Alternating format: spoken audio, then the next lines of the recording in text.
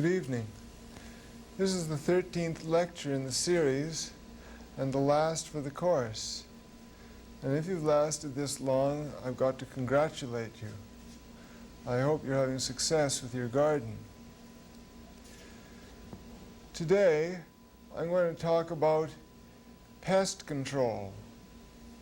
I'm going to talk about two different approaches to pest control: the chemical approach to pest control and the organic gardener's approach to pest control. As you probably already found out, there are many uncertainties in gardening, but there's one absolute certainty. Someone or something is going to try and eat or destroy your vegetables before you get to them. If it's not a neighbor, or his child, or its dog, it will be a myriad of flying, creeping, or crawling creatures which we collectively call pests. It's for this purpose, the purpose of this lecture, to deal philosophically and practically with the problem of pests.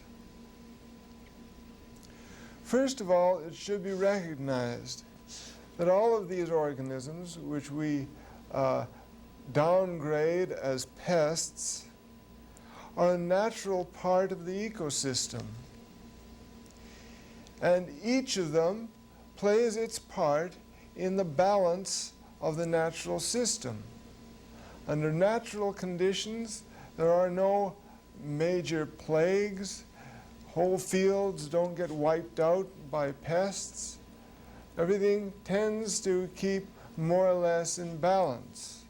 So we don't recognize pests in the natural system. We only tend to recognize pests in man-produced systems. If we could stand far enough back, like God does, and view the whole scene in perspective, we would see that there's only one truly destructive pest on this globe, and that is man himself. Only man attempts to make the whole world conform to his needs. But we have to face facts. We are incapable of the all-encompassing vision of a God. We are tied to this world, and our biology demands that we survive and prosper in it. Not even a saint could grow a garden and then stand back and watch it being eaten up by insects. So what's to do? If you have an enemy, there are two ways of approaching him: the intelligent and the unintelligent way. The dumb way relies on brute force. You get a big stick and you go out and you beat him to death. It's not necessary to know anything about your enemy, only where he is going to be at any given moment. This is a crude but efficient approach to pest control. Except that your enemy's relatives might be so angered by the violence of the action that they may come out and beat you to death. The chemical approach to insect control is similarly a big stick approach, where initial successes are all too often followed by disastrous repercussions. The intelligent approach to dealing with an enemy requires, first of all, that you know as much about him as possible, because only then can you devise suitable strategies either to discourage him or to drive him off, or, if absolutely necessary, to kill him in such a way that there are no nasty repercussions as a result. The organic or ecological gardener attempts to approach the problem of pest control in a cool, well-informed, and as gentle a manner as possible, with a constant eye for possible negative reactions to his activities. Before discussing organic gardeners' approach to pest control, I want to tell you a little bit about how pesticides are used and give an example of the big stick approach to potato growing. Now, a pesticide is a chemical substance which is designed to kill pests. Pesticide is a general term which may be subdivided according to the type of pest which you're trying to kill. For instance, insecticides kill insects, herbicides kill weeds, rodenticides kill rats and mice, fungicides kill fungi, slug killers kill slugs, and so on. Pesticides may be subdivided according to their origin. They may be naturally occurring substances like rotenone, which is derived from the roots of certain tropical trees, or pyrethrum, which is derived from certain chrysanthemum-like plants. And there are synthetic, man-produced chemicals.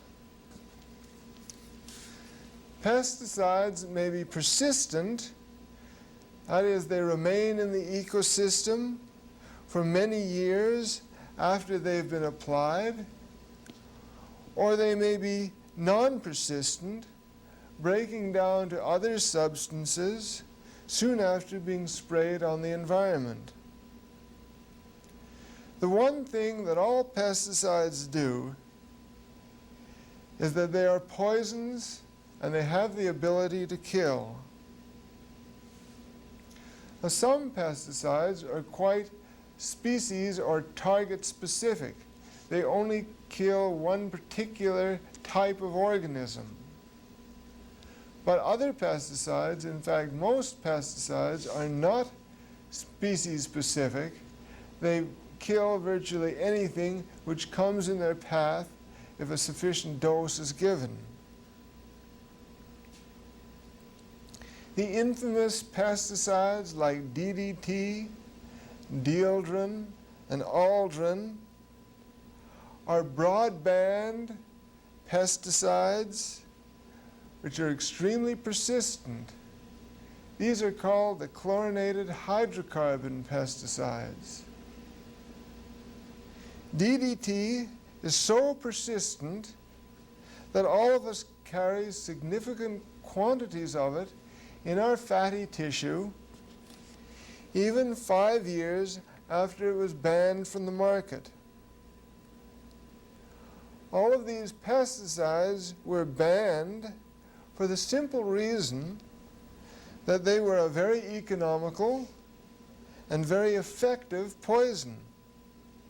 And it finally began to sink in to the people that regulate these things that maybe it wasn't such a good idea to spray millions of tons of highly toxic poisons around the environment. Do you know that the penguins in Antarctica, 4,000 or 5,000 miles from the nearest place DDT is sprayed, are rich in DDT? It's all over the globe, everywhere. So the pesticide manufacturers couldn't sell DDT, so they responded by developing even more toxic pesticides, which were somewhat less persistent, which break down into some other and supposedly non-toxic substance in a matter of days, weeks, or months. The impact of heavy applications of pesticides on the environment is profound, unexpected, and long-term. Pesticides are addictive. Once they are used in the natural system, the balance is upset, so that a sudden withdrawal from pesticides may cause a severe reinfestation of the previously controlled pest. I know of no example of a pesticide which has eliminated totally a particular kind of pest. I do know of many examples of pesticide application which have driven to extinction many species of animal which lived on these pests. In other words, there are many species of birds which have been severely attacked by DDT.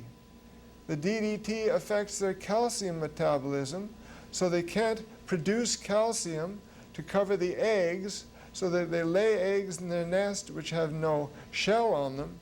The eggs are destroyed, and these birds are approaching extinction. Falcons, gerfalcons, fishhawks, gulls, many of these higher predatory birds are facing extinction due to pesticide application many hundreds or thousands of miles from where they're living. There are many examples, even in Newfoundland, where pesticides induce the evolution of resistant varieties of insects. Let's say you apply pesticides in a particular area to control cabbage root maggot, let's say. Let's say there's 10 billion cabbage root maggot, and you apply this pesticide, and they've done this in Aldrin on the west coast of Newfoundland, and maybe 10 or a dozen of these insects have a certain genetic makeup which makes them resistant to this poison. So all the rest of them get killed off very successfully, but this little group of survivors then goes on to breed a resistant strain. And now you have to apply much heavier doses of pesticides in order to kill them. And eventually you can't kill them at all. So the list of pesticide horror stories goes on and on. And the quantities of pesticides being used goes up and up. But we're told, oh, our food is the safest in the world. No food goes to market if pesticide residues are above a certain level. There are a number of flaws in this argument. First of all, to test food for several dozen different chemicals down to levels of a few parts per million is a very expensive business. So if 1/100th of 1% of the food which goes to market, of your food, is tested, you're very lucky. Second, what is the safe level of a poison?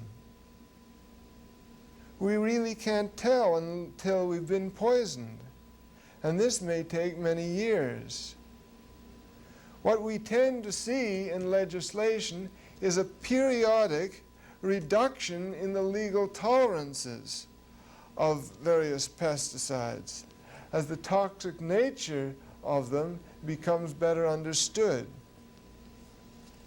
Personally, I prefer to eat no pesticides at all.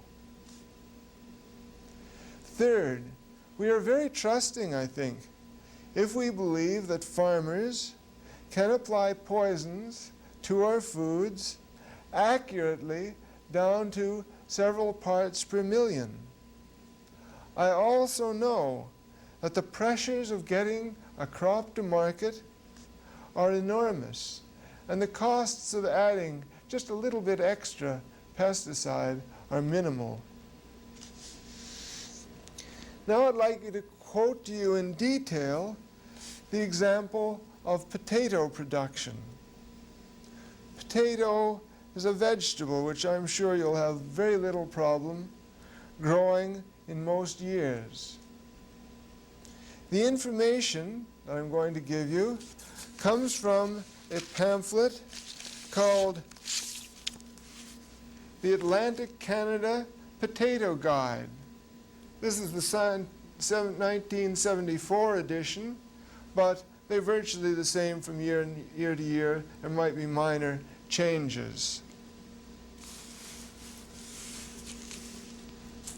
Now, one of the first things that the guide says, right on the first page, is several pesticides recommended for use on potatoes are poisonous to humans, farm animals, wildlife, and fish. Treat all pesticides, herbicides, and fungicides as highly poisonous chemicals and handle them with great caution. Store away from children.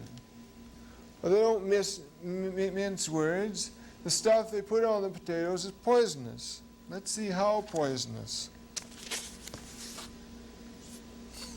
Now, for insect control, you have a choice of 12 different recommended chemicals. Maybe we could have the camera on here. The federal government recommends 12 different chemicals, and here's some of the names of them. 7, carbofuran, thiodine, glutathione, dicystone, thimet, cystox, metacystox, furodan, diphonate.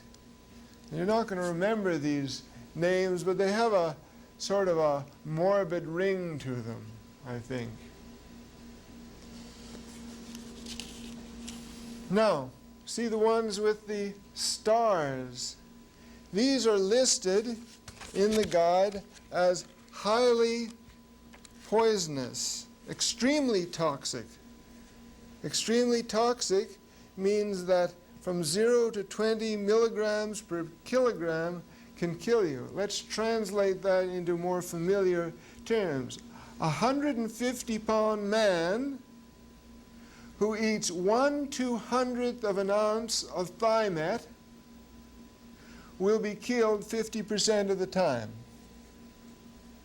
This is called the lethal dose 50. Means 50% of the time, if a man of this size ate that amount of this material, he would be killed. Now, 1/200th of an ounce, that's a couple of grains of salt, isn't it?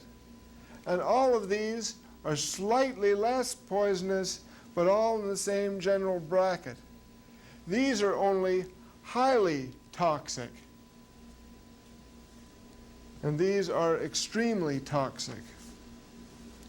Now we go over to this group here. We have a choice of 10 different fungicides: Bravo, difolitan, Duter, Mazonate, Polyram. These are extremely toxic substances too.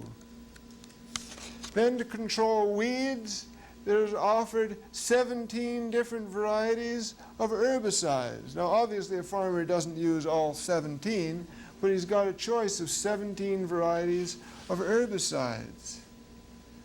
Herbicides are poison designed to kill plants, so you wouldn't think it would affect you and me, but the U.S. Air Force sprayed something called Agent Orange on the whole of Vietnam to kill off the forest foliage there. Agent Orange is a mixture of 2,4-D, 2,4,5-D, and dioxin. The Vietnamese are presently experiencing a major plague, thalidomide-like plague. Thalidomide, you remember, caused all kinds of deformed babies and lost limbs and all kinds of birth horrors. Well, this is what the Vietnamese are experiencing now because the Americans sprayed herbicide on their land. So don't think herbicides aren't poisonous. So you keep your insects down with this, and you keep your fungal diseases down with this, and you keep your weeds down with this, and then when you get time to harvest your crop, you spray another choice of 5 different herbicides called top killers, which are specially designed to kill off the greens on the top of the potato. And that kills back the tops of the potato. And they harvest the potato, and they bring them in, and they spray them with 3 other chemicals called sprout inhibitors, which prevents the potatoes from growing the new sprouts. So we have a grand total of something like 46 different poisons that the government recommends be sprayed on our potatoes. And we're asked to believe that they're perfectly safe to eat. Then to add insult to injury, industries like McCain's spray ascorbic acid on their French fries to prevent them from darkening when they freeze them.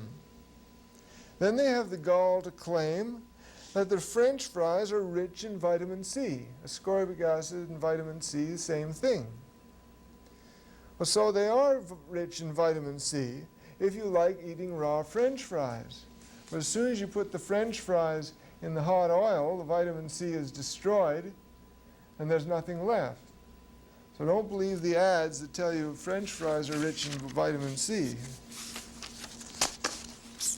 Okay, enough for the dark side of the moon. How does the organic gardener control pests? First of all, he does it by building a healthy soil. We've talked about this before. A healthy soil grows healthy vegetables, and healthy vegetables are more resistant to insects than sickly ones. You will observe this fact as you build your soil year after year. The first year you'll have more trouble than the second year, and the second year more trouble than the third year, and it'll get better every year if you follow organic methods. Second, if you plant a complex garden with lots of repellent flowers like nasturtiums and marigolds, lots of herbs and onions and garlics, this will make the atmosphere around your garden so rich and smelly that it will be an unsavory kind of atmosphere for pests to penetrate. And third, you might try praying a lot. Even if you do the previous 3 things, you're still going to have trouble with insects or various pests attacking your vegetables. So you'll have to learn to deal with them individually and directly. The first thing you're going to have to do is get to know the enemy. In my garden, I do battle with the following pests.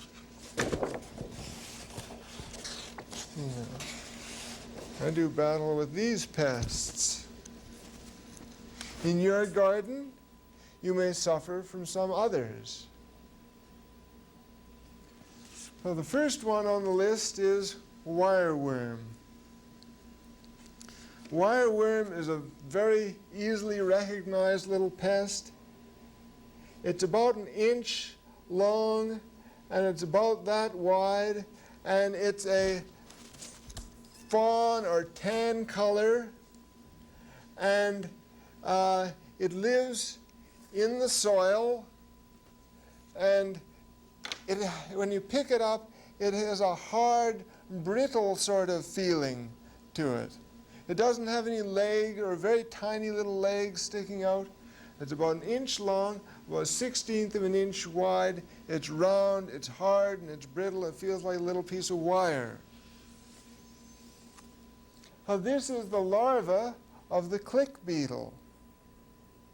And the click beetle lays its eggs on grass. And the larvae normally live in pasture land. So when you first turn over your garden, let's say you've got a bit of grassland and you turn it over to make a garden, the first year you're going to be really punished by the wireworm. The second year the infestation will be way, way down because there's no grassland for the click beetle to lay her eggs in. And the third year you're hardly any problem with the wireworm at all. So the main control for wireworm is patience. After 2 or 3 years, the problem will solve itself. Now, you recognize wireworm when you go out in the garden, especially in the lettuce patch. You'll go out and there'll be some nice little lettuce plants there, and one will look all wilted. All the rest are bright and tough and healthy looking, and this one is lying on the ground all wilted. Very carefully dig it up and lift up the plant root, and you'll see a hole dug up through the plant root, and this is a wireworm. If you're quick at it and you do it at the right time, you may find the wireworm right in that hole. Take it and break it in half, and you finished it. A couple of years ago, I started a greenhouse in an area which was pasture the previous year, and the wireworms were just in enormous numbers. They were wiping me out. And I tried everything to control them, and finally I came across a little trick which I'll tell you about if you have a real problem with wireworms and you want to eliminate them quickly. Get some popsicle sticks or some little sticks about 4 or 5 inches long, and get some small pieces of potato and stick the sticks into the pieces of potato and bury them a couple of inches under the ground, say every 2 feet around the garden plot that you're trying to rid of wireworms. And the wireworms will be attracted to the potato, and they'll dig their heads into the potato every day or every second day, go around and pull the potatoes out of the ground and kill the wireworms, put the traps back in the ground. It's a simple, effective, and non-poisonous approach to wireworm control. Cabbage root maggot. Now this is a real devil, this one is. The cabbage root maggot is the larva of a fly, a very small fly, almost something like a house fly, but it's much smaller. Let me describe the life cycle briefly to you of the cabbage root maggot. The maggot attacks the roots of cabbages and turnips and radishes, broccoli, cauliflower, all the cole crops and the brassicas. The larvae, if it's allowed to, it matures to a little hard pupal case which overwinters in the ground. The next spring, usually about June, the end of June, this pupa emerges into a little adult fly which runs around, tries to find brassica-type plants, and then lays eggs right at the base of the stem. If here is the plant here, and there's the stem, and there's the soil, the fly comes along and lays her egg right at the junction of the soil and the stem of the plant. Very quickly this egg hatches and the larva burrows into the root and burrows down the root and eats up the root. And this plant is killed. It's killed in the case of cabbage, broccoli, Brussels sprouts transplants, but it's not killed in the case of turnips or radishes. It just tends to spoil the root. So, the important thing to remember about the root maggot is that you can infest one massive infestation per year. After that, the infestation tapers off to virtually nothing. It's no more a pest. And, you know, sure as anything, you're going to experience this infestation each year.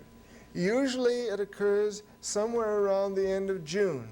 Last year it was a late season, it occurred about the 10th or 12th of July. You might get it this year a little bit early since it's a nice warm spring. And it might vary from area to area. But just like the capelins strike in at a particular time, the cabbage root maggot strike in at a particular time. And they tend to decimate cabbage-type transplants. So, what are you going to do about it? Well, there are a number of things you can do about it. You can buy cabbage root maggot resistant plants, like the green top turnip, the Willemsberger green top turnip. Some people call them cattle turnip, but they're very good tasting turnip.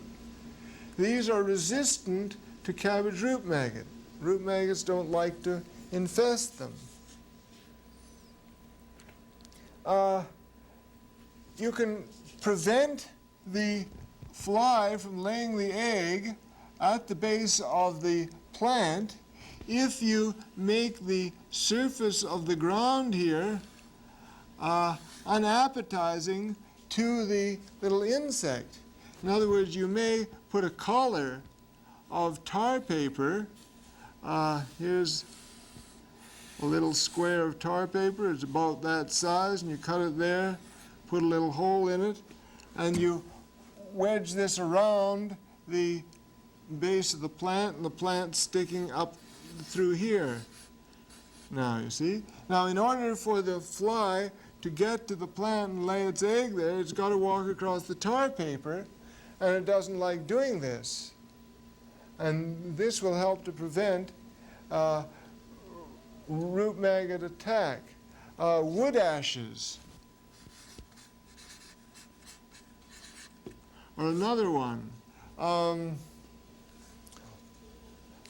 Anywhere you can get your soil good and limey at the surface of the ground, the root maggot much prefers an acid soil. So you put lots of ashes down around there, and that will help to protect your plant. But you've got to expect a certain loss of plants from the cabbage root maggot. It's almost inevitable. So what I always do, if it's recommended to plant every cabbage, say every 15 inches, I plant a cabbage plant every 7.5 inches and figure that I'm going to lose half of them.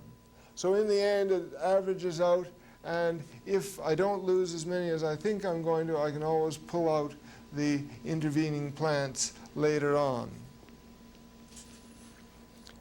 Another thing that I've just read about, and I'm going to try this year, is a sort of interesting thing. The root maggot attacks here and burrows down into the root. It never goes up. Now what you often find, that this plant then withers down and looks right sick, eh? But you pull up this plant, what you often find that right at the base, just above the site of attack, are little roots starting to develop here. So what this one author suggests is piling up compost around this stricken plant and watering it really well and encouraging these roots to develop, then the leaves will pick back up and you may be able to save your plant. Once you can save your plant, then it'll go on and mature quite handily. The next one is the green cabbage looper, which is surely familiar to anybody who has grown cabbages. Your plants are doing just fine, and then you go out one day and you see that the leaves, a whole lot of holes are starting to develop in the leaves. And the next day you go out and the plant is almost totally gobbled up, and there are little round greenish balls. These are the fecal pellets of the cabbage looper. Anyway, without treatment, these can decimate a cabbage plant or cauliflower, any of the cole crop plants. Very damaging. So what is this cabbage looper?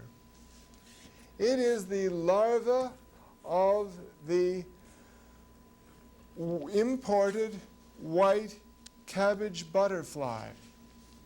This is the immature stage of the imported white cabbage butterfly. And what it looks like is a fat, soft, worm-like creature, generally about an inch or inch and a half in length, and maybe up to a quarter of an inch in diameter. Very small little legs, and it's got a beautiful, soft green color to it. It's a really very pretty thing. Actually, it's the color of, if that's the leaf, and there is the veins of the leaf, most often you will find it sitting right in the vein of the leaf. And it perfectly blends into the vein of the leaf. It's exactly the same color, green color, so it's rather difficult to see.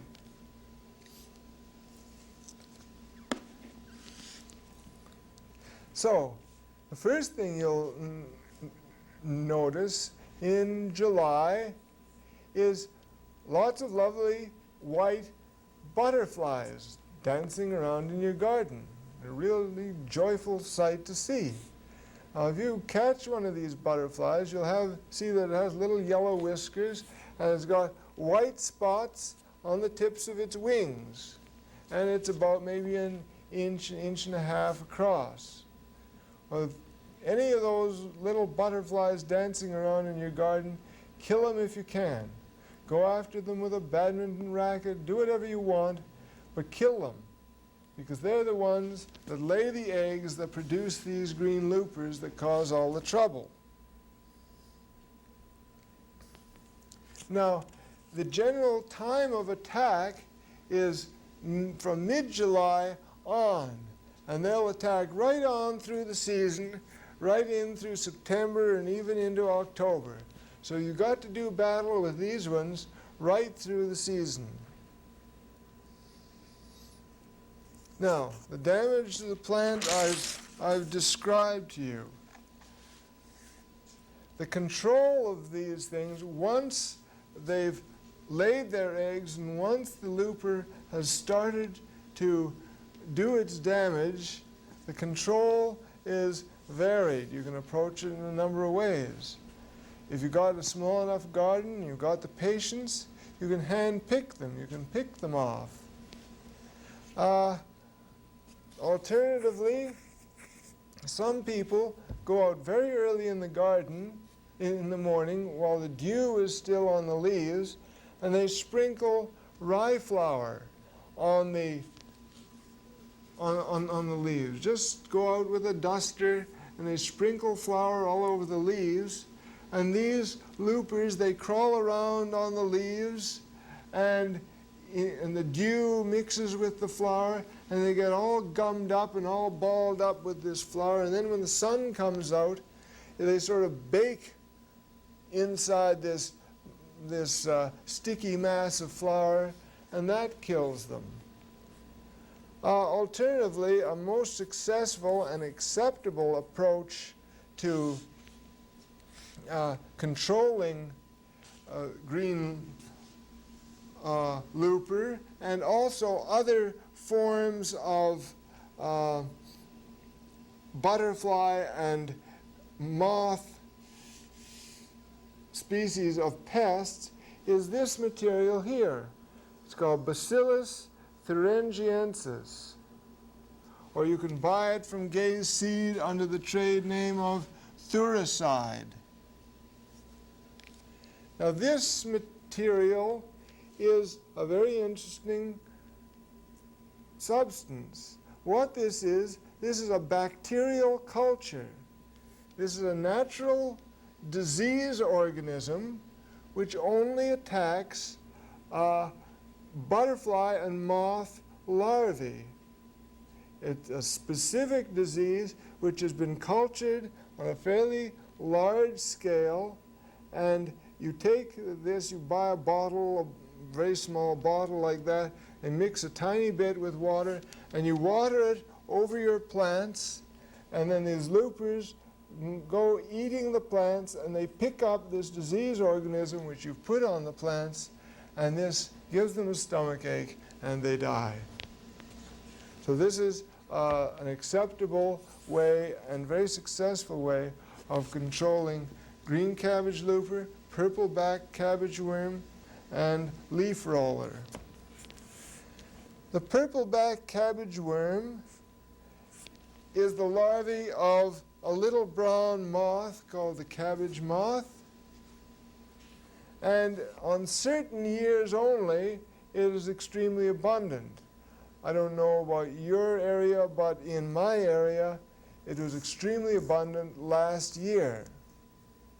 And it looks more or less the same shape and size as the green cabbage looper, but it's got a dark purple stripe down the middle of its back, and it does essentially the same kind of damage as the looper, and you can control it in much the same way.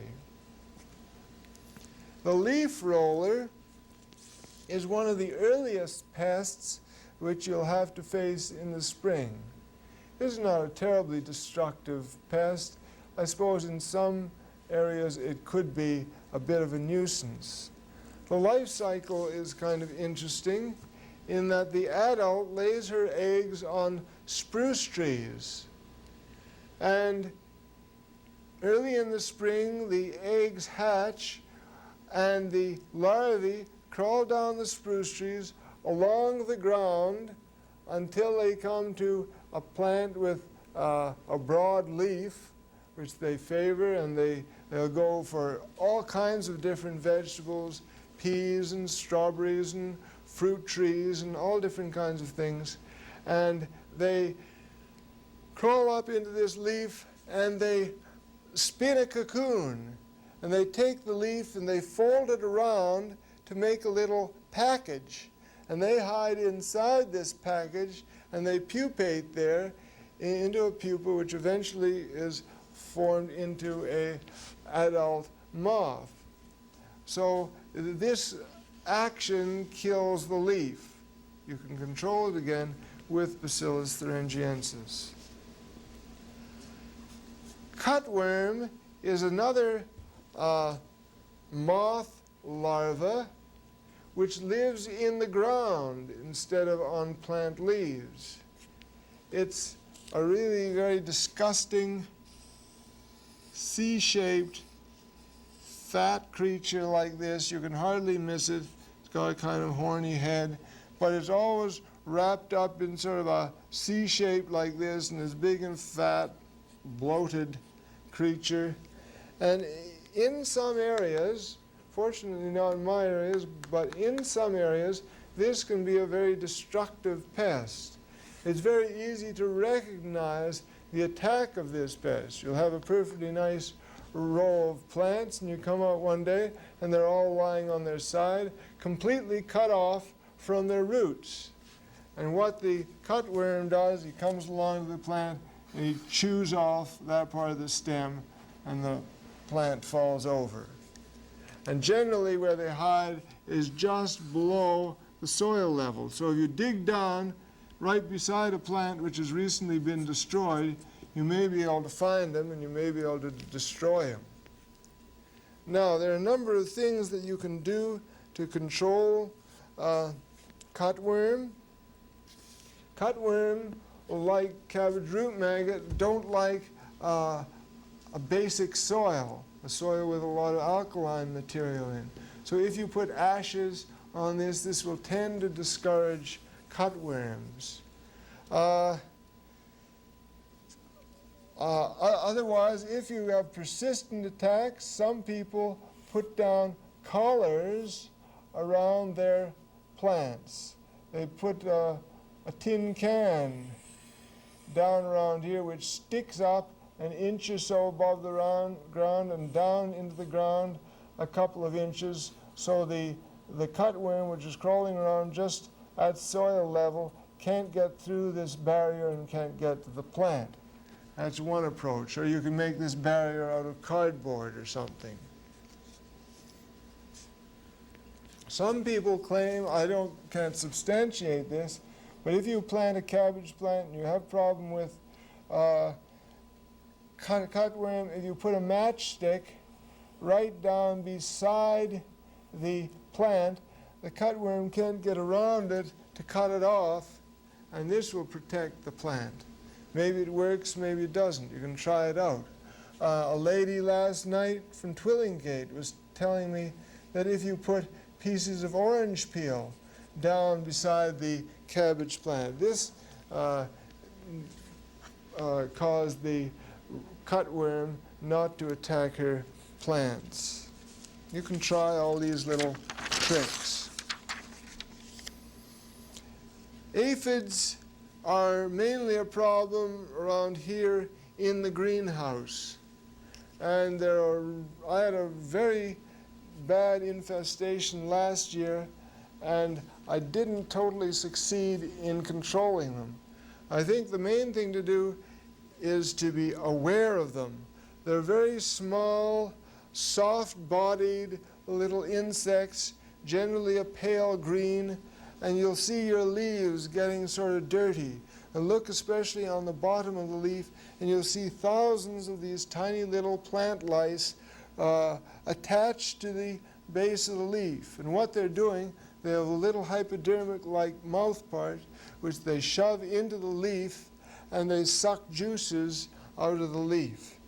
So watch for aphids. If you have an infestation, get rid of the infested plants. And then another approach I tried this winter, which was quite successful, is to take an infested plant and put a garbage bag over it and put a couple of cigarettes, yes, cigarettes, under the garbage bag and light them, and this will fumigate the plant. And the cigarette smoke will kill off the aphids very successfully.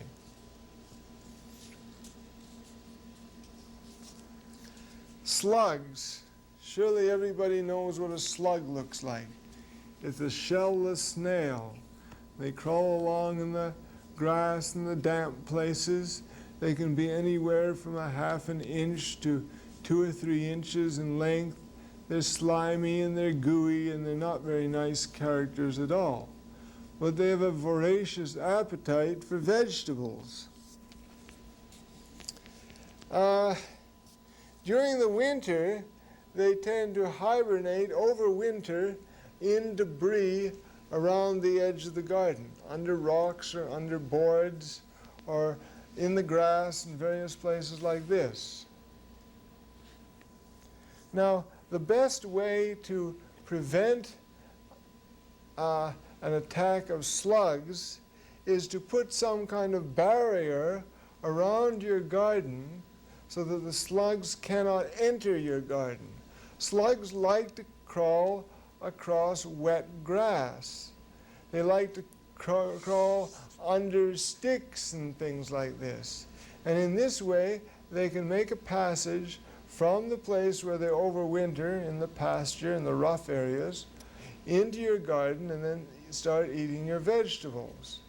But if you put a 2 or 3 foot wide path all the way around your garden, and if you cover that path with gravel or salt or white lime, the slugs can't penetrate from the grassland across into your garden, and you'll be protected from an attack of slugs. The one thing slugs cannot do is fly. They have to crawl, and if you can make the highway they have to go across very unappetizing, then you won't be infested by slugs. Now, it's very easy to recognize a slug attack.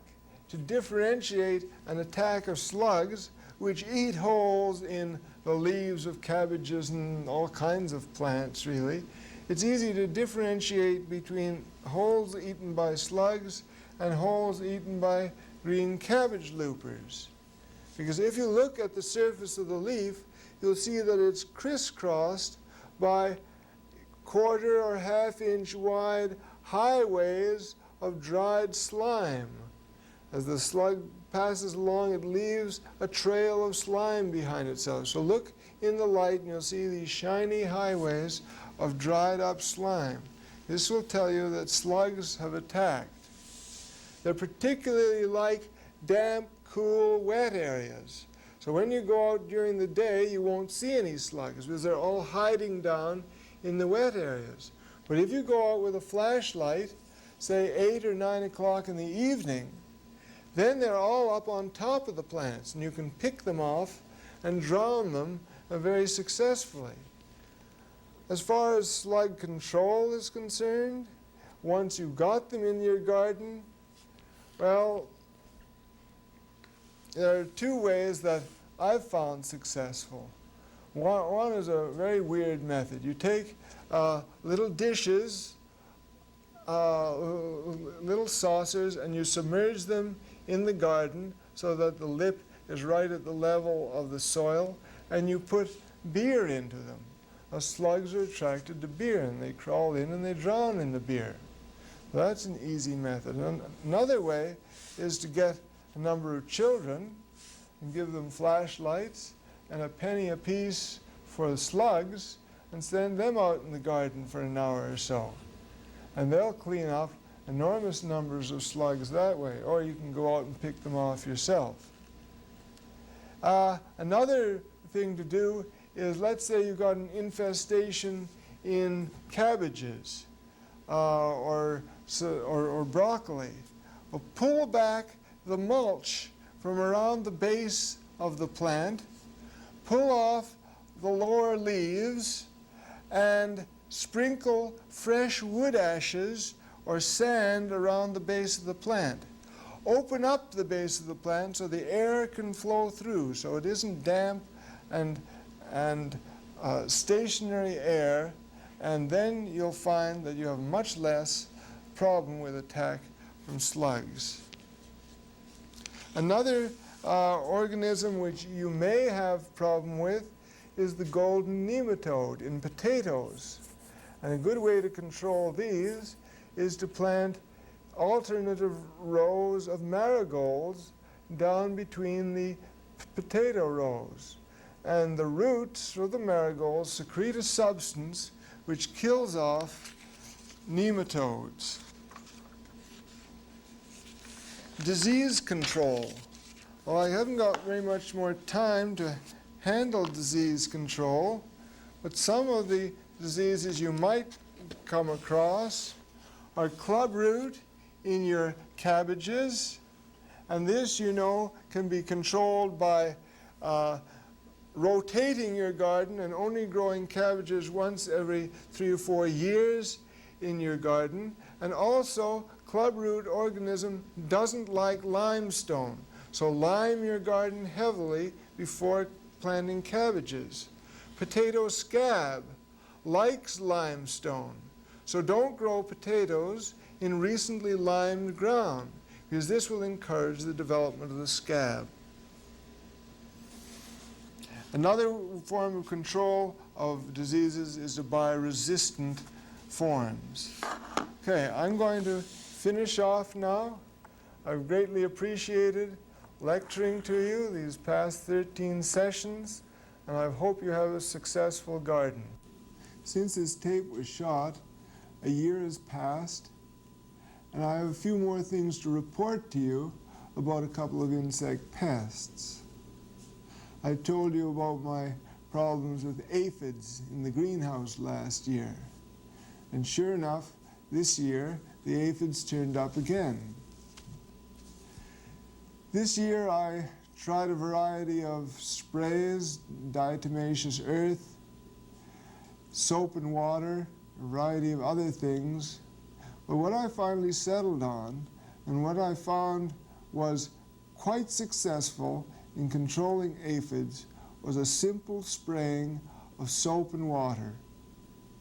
I think what is happening is when you put soapy water on the aphids, is that it destroys the waxy, oily coating on the surface of the insect. This means that it dries out easily in the heat of the day. Now, it's not a very big insect, so if you destroy this surface coating and it dries out, it's going to die very quickly. Another thing you've got to do if you're treating aphids is treat them time and time again. We treated them about 3 times a week for about 3 or 4 weeks, and all of a sudden they cleared up and we didn't have any more aphid problems. I think it was due to the fact that we treated them with soapy water, but it could have been something else that brought them down. Another insect that I'd never had a lot of experience with, for which I got a lot of experience this summer, was with cutworms. Cutworms are those nasty, large, fat, C-shaped grubs which you find around a cabbage plant that's just been cut off right at the base. You'll find it in the soil right at the base of the freshly cut off plant. And this is the larva of a cutworm moth. And we had a real plague of them this summer. And I tried a lot of things to try and discourage them, and one of the best things turned out to be very simple. In the pathways between the beds, I put down a lot of grass clippings. Now, the cutworms seem to be attracted to this cool, green, moist area under the grass clippings. So every morning I'd go up and lift up these fresh grass clippings, and underneath the grass clippings there'd be all kinds of cutworms. So I'd kill all the cutworms, lay the grass clippings back down on top, and next morning I'd go out and there'd be lots more cutworms. So I set up an area where the cutworms they preferred the grass clippings to the vegetables, because the cutworms like a dark, moist area to live in. So you might try that if you have a lot of cutworm problems.